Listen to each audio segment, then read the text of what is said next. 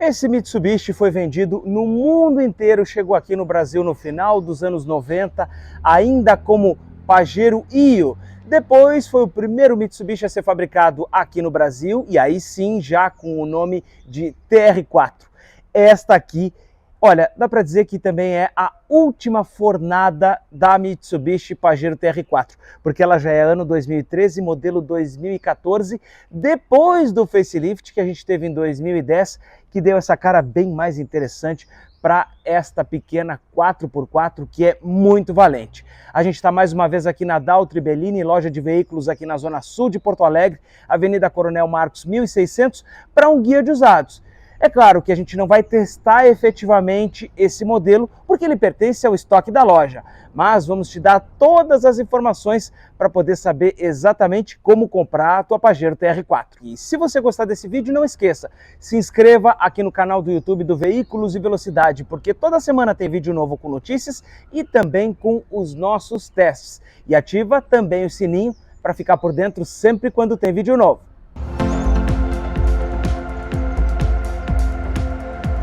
Começando a olhar esta Pajero aqui pela frente. Primeiro, os faróis pós-facelift são os mesmos do Mitsubishi AirTrack. E a gente tem aqui de volta o farol de neblina na parte inferior do para-choque.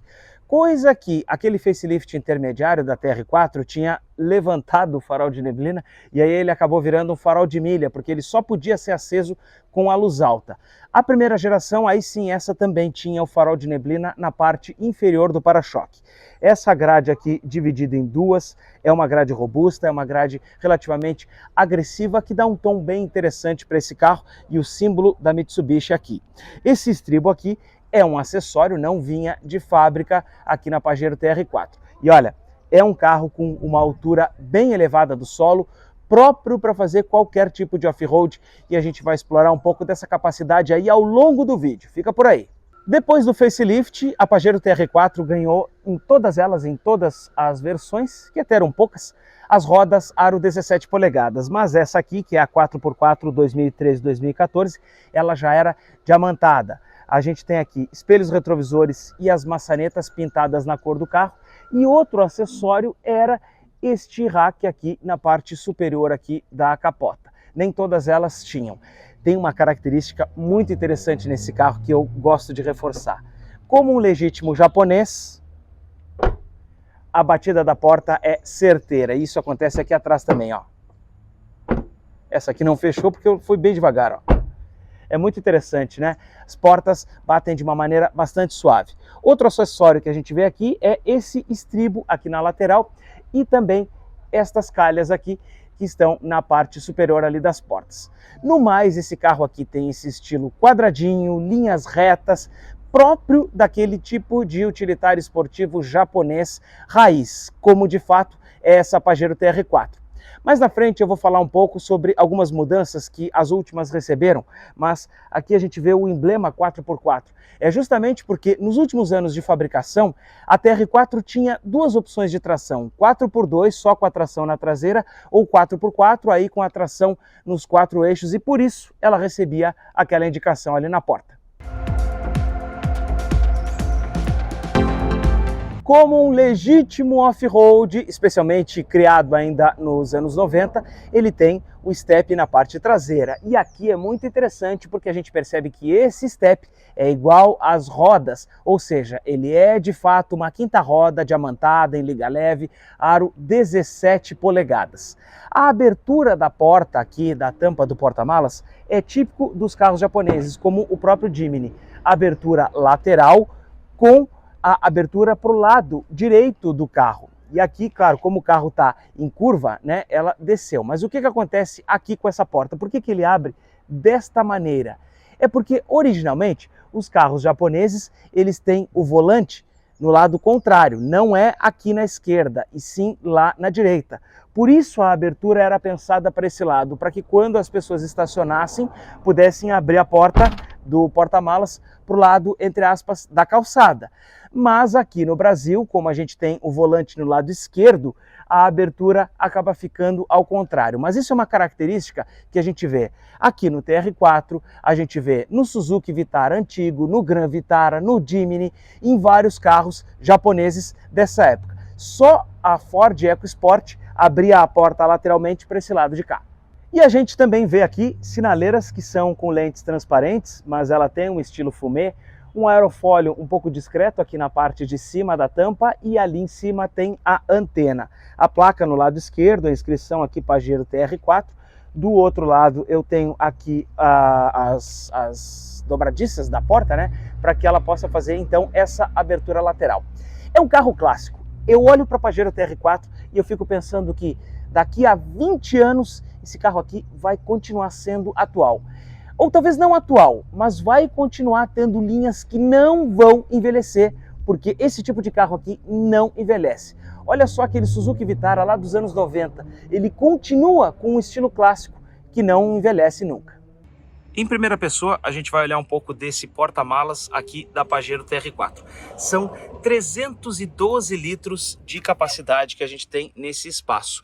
E olha, é interessante porque ainda que ele seja 2014, ele tem ali os ganchinhos para pendurar sacola. 2 de um lado, mais 2 de outro lado.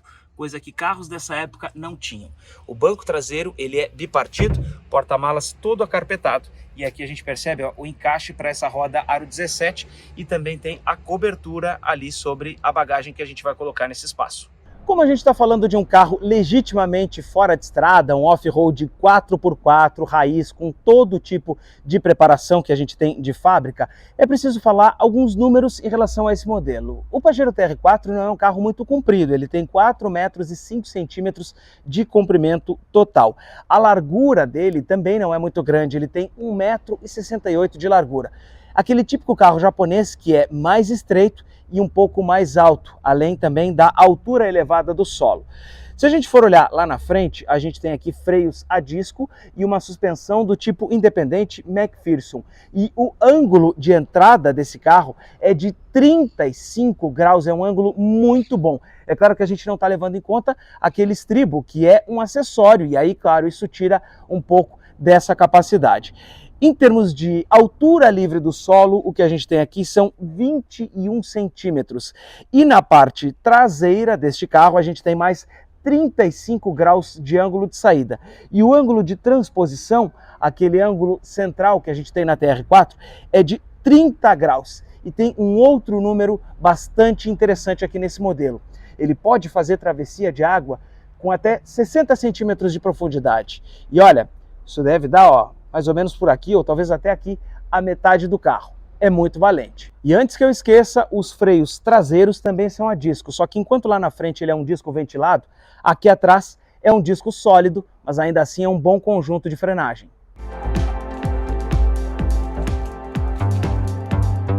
Quando a gente fala de motor desse carro, a gente tem dois extremos. Numa ponta, o ponto negativo, que é o alto consumo de combustível. Na outra ponta, o lado positivo, que é a extrema durabilidade de todo o conjunto mecânico desse carro aqui. Motor e câmbio, inclusive. Estou falando aqui de um motor 2.0. Vamos ver aqui, ó. Aqui está o gancho e eu vou apoiar ele aqui nessa posição. Então, estou falando do motor 2.0 posicionado na longitudinal. Tirando as picapes, esse aqui possivelmente foi um dos últimos carros nacionais a serem fabricados com motor nesta posição aqui. Se a gente lembrar lá do Gol G4, possivelmente ele foi o último compacto, inclusive, a utilizar essa solução. Ele tem 16 válvulas e ele tem um comando único de válvulas e gera 135 cavalos de potência quando ele estiver abastecido com gasolina e 20 kgfm de torque quando também ele estiver abastecido com esse combustível, que é o que a gente mais usa aqui no Rio Grande do Sul. É um conjunto muito robusto, é um conjunto muito confiável. Olha, eu já participei de rallies promovidos pela Mitsubishi e esses carros são colocados em condições bem difíceis, mas que são bem longe daquilo que eles podem fazer, porque eles poderiam muito mais. E ainda assim, eles tiram de letra a superação de obstáculos, a capacidade de travessia de água. Olha, é muito interessante. Não dá manutenção. E fazendo uma manutenção preventiva, com troca de óleo, troca de filtro, no máximo ali vai trocar algum cabo de vela com o desgaste natural, esse motor não vai dar manutenção. Agora, em compensação, é o outro extremo. Ele tem um consumo muito alto de combustível, especialmente se a gente estiver falando dos padrões atuais. Na cidade, casado com o câmbio automático, ele vai fazer cerca de 6,5, 7,5 km com litro, e na estrada vai fazer 9,5, no máximo 10 km com litro, não vai fazer muito mais. E olha, não adianta pisar muito fundo nesse carro aqui, porque ele não é um carro de desempenho, ele é um carro com reações mais lentas, ele é um carro que vai desenvolver no tempo dele e não adianta afundar o pé. Afundando o pé só faz gastar mais gasolina. E tem um outro detalhe. A gente está falando aqui de um câmbio automático de 4 marchas, o que era o padrão na época. A gente já viu lá naquela Sportage 2010 que a gente mostrou também aqui no Guia de Usados do Veículos e Velocidade. Esse era efetivamente o padrão que a gente tinha nessa época. Não tinham câmbios com muitas marchas, especialmente nesses projetos ainda dos anos 90.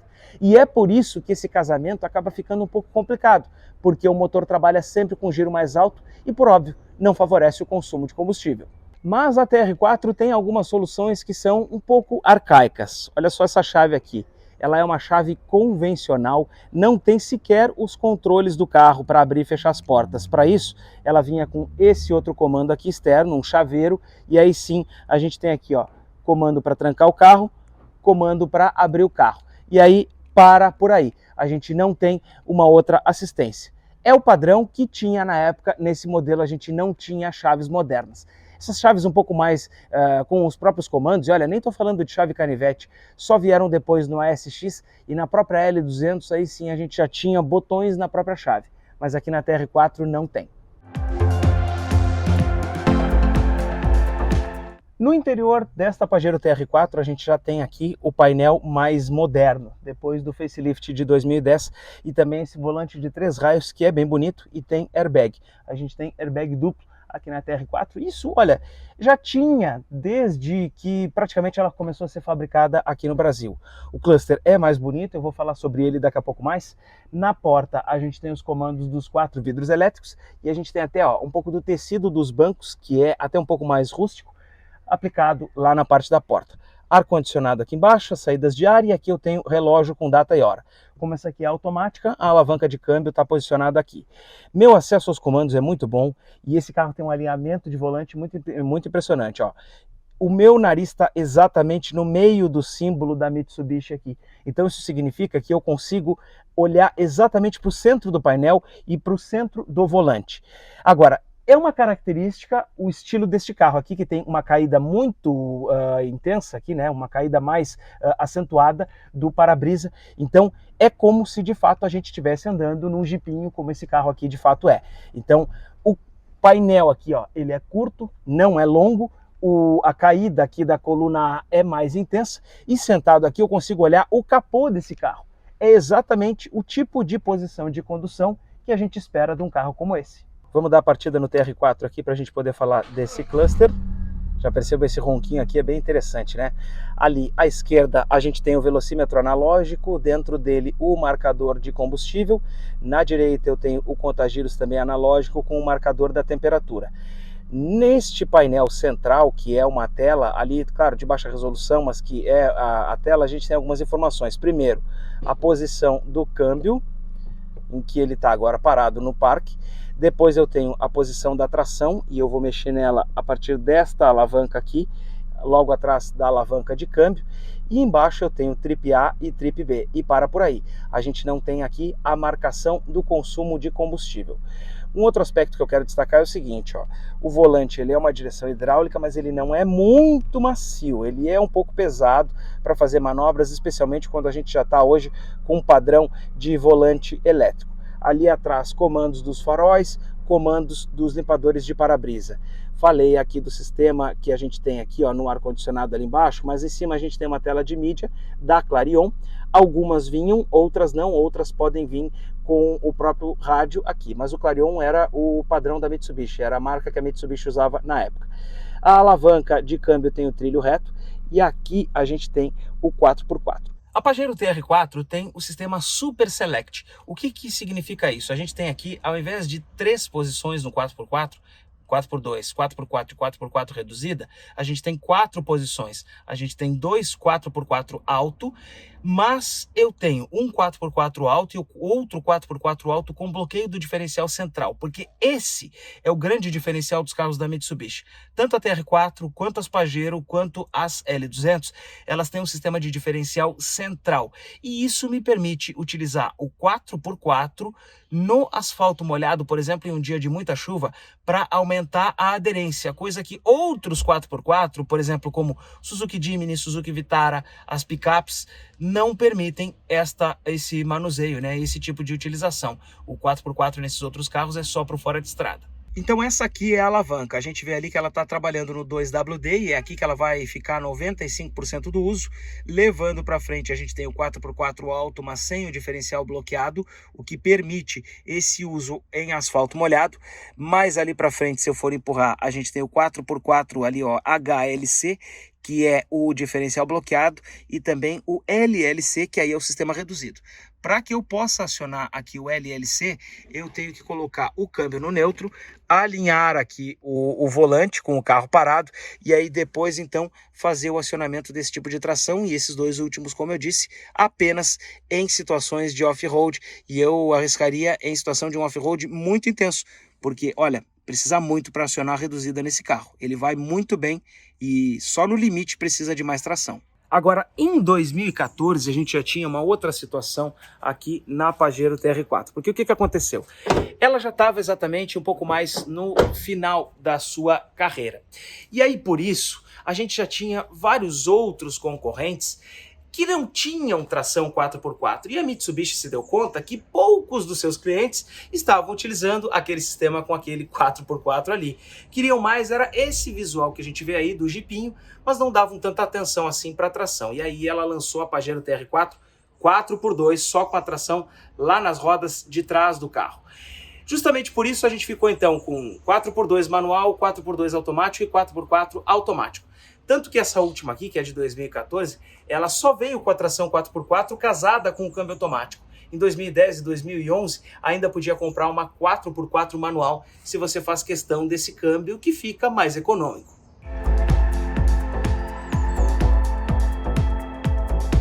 Outro calcanhar de Aquiles aqui da TR4 está atrás. Primeiro, olha só, a porta não abre tanto, eu arriscaria dizer que ela abre aí cerca de 45 graus, talvez, pouquinha coisa a mais. E para a gente entrar, tem um espaço aqui para a gente segurar, mas minha perna raspa na porta, olha só. E eu tô aqui, ó, empurrando o banco dianteiro que está próprio aqui para que eu possa dirigir. Vocês percebem o quanto ele está aqui para trás. Meus joelhos ficam mais altos aqui em relação ao banco e a minha movimentação de pés é bem pequena. É ruim viajar aqui atrás? Claro, com certeza, não é o carro mais confortável que tem. Mas tem que entender o conceito desse carro. Esse carro ele é um off-road, ele é um carro para um passeio, para uma diversão, para uma aventura. Então quem for andar aqui atrás tem que entender que está andando em um Jeep, que não está andando, por exemplo, em um Jeep da Jeep, né? Em um Renegade ou em um Compass, que são confortáveis. Nesse aqui está andando em um JIPE, em um Jeep como a característica. E aí essa saída aqui, ó, mais dificultosa um pouco, que é o legal, que é o diferencial do carro. Precisa entender ele. Se isso aqui é um problema para ti, nem pensa na TR4. Bom, mas se ele tem um câmbio de 4 marchas que é ultrapassado, se esse motor 2.0 gasta muito, vale a pena ter um carro desses aqui hoje? Eu vou dizer sim, vale a pena. Especialmente se tu entender qual é a proposta desse carro. Esse carro é um off-road raiz, ele é um SUV de verdade, com ângulo de ataque, ângulo de saída, altura livre do solo, suspensão preparada, tração 4x4 com reduzida. Então, entendendo este carro, a gente consegue sim saber qual é a proposta dele. É um carro que vai te levar para muito além do asfalto, para um bom passeio no final de semana e que ao mesmo tempo é bom para andar na cidade, porque ele não é tão grande, ele é alto, ele atravessa alagamento, ele sobe guia de calçada sem reclamar, com muita tranquilidade, coisa que, olha, esses SUVs aí ou crossovers de shopping não fazem. Além disso, ainda que esse motor gaste bastante gasolina, ele também não dá problema. Então, uma coisa pode acabar compensando a outra. É claro, a manutenção dele, as peças para esse carro não são tão baratas assim, mas dificilmente ele estraga e quando tu trocar uma coisa, nunca mais tu vai trocar de novo, porque ela não vai dar mais problema. A gente agradece mais uma vez a Daltro e Bellini por nos emprestar o espaço e também a Pajero para que a gente possa gravar. Se gostou desse vídeo, não se esqueça, se inscreva aqui no YouTube do Veículos e Velocidade. Tchau e até a próxima.